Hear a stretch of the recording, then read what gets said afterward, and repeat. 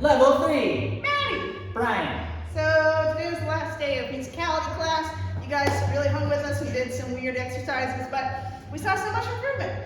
We did A lot of things. We started by doing a mirror exercise, and then we watched John Hampton dance with Peter, and then we listened to a bunch of different versions of the same song and responded to all of those.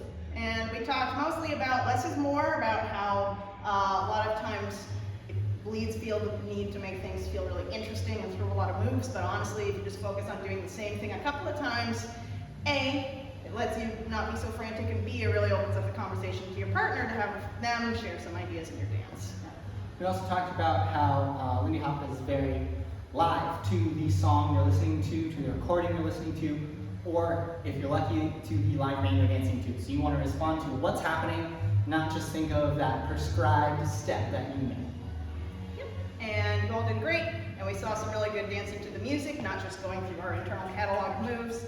And hopefully you all feel a lot more musical out there, and you all got an A+ in Swing or No Swing. So, see you later.